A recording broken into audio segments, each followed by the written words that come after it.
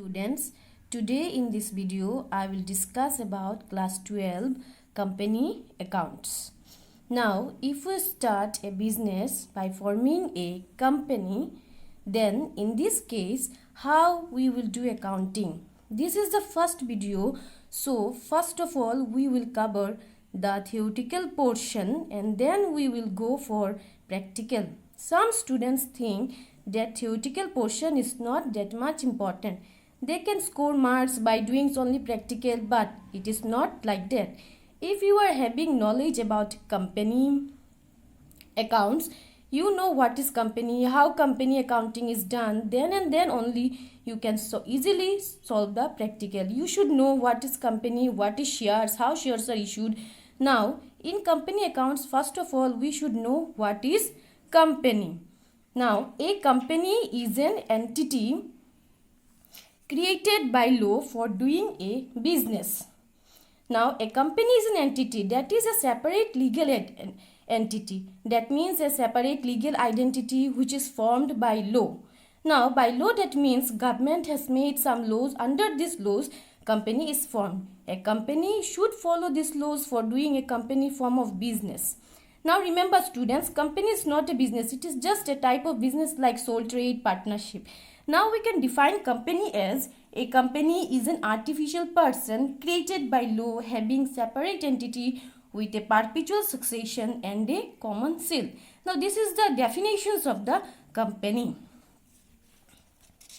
Now let's elaborate company with an example. Now 4 person wants to do a company form of business. Let's give a name MNOP Company Limited.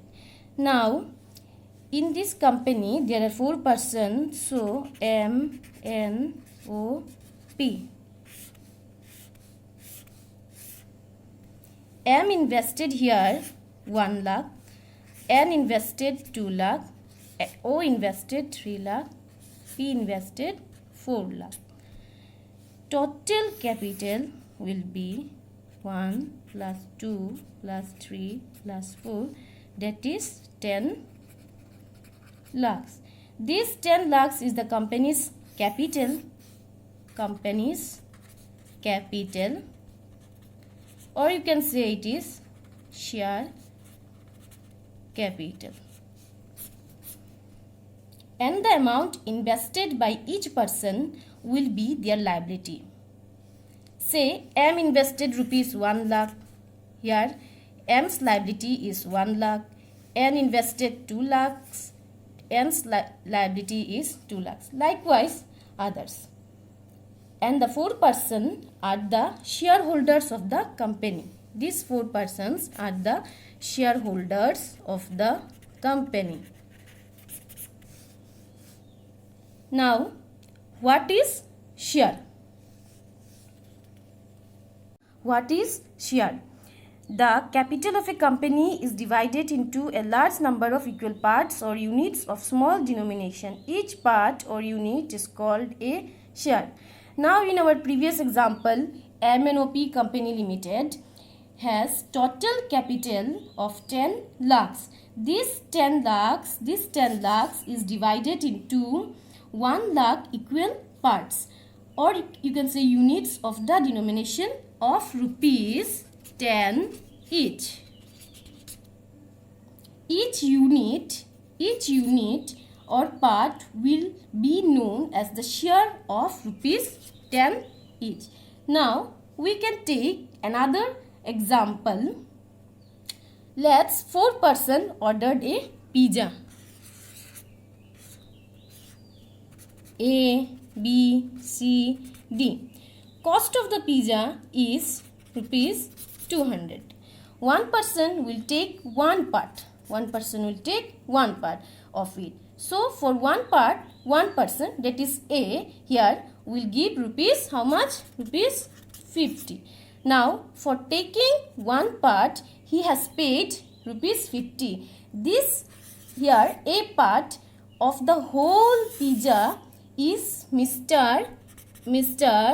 as share. Now our next topic is types of shares. Broadly, there are two types of shares: equity shares and preference shares. These equity shareholders are the real owners of the company.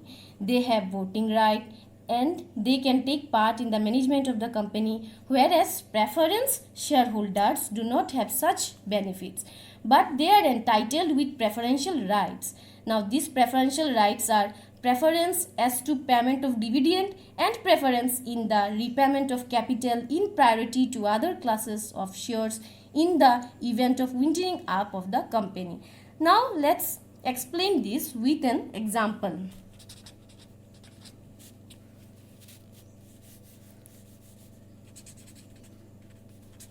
Mr. X, Mr. Y.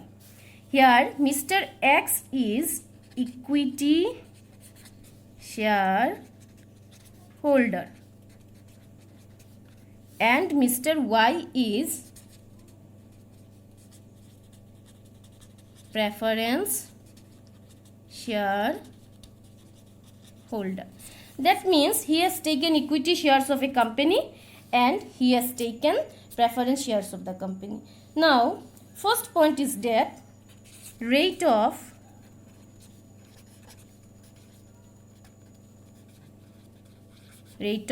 dividend.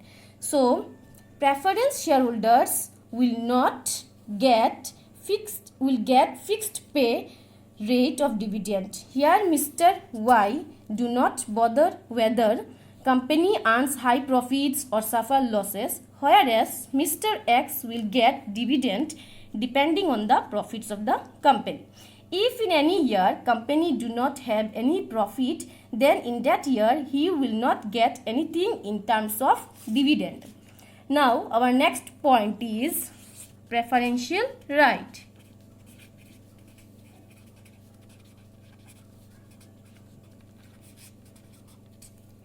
Here, the profits of the company will be first paid to the preference shareholders, that is in our example Mr. Y, and then to equity shareholders, that is in our example Mr. X.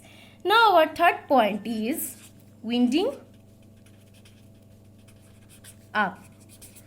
If a company is wind up for any reason, then after selling all assets, preference shareholders will be paid first. That is here Mr. Y. If anything remains after paying or after meeting all liabilities, then equity shareholders will get. Now, next point is voting right. Here, equity shareholders, that is here X, will get voting rights, whereas preference shareholders will not get such type of rights. Equity shareholders give votes to made directors of the company. Preference shareholders in such case will not get such type of rights. And our last point is right to participate in management. Here equity shareholders, that is Mr. X in our example, will get the rights to participate in the management and control of the company, whereas preference shareholders do not participate in the management.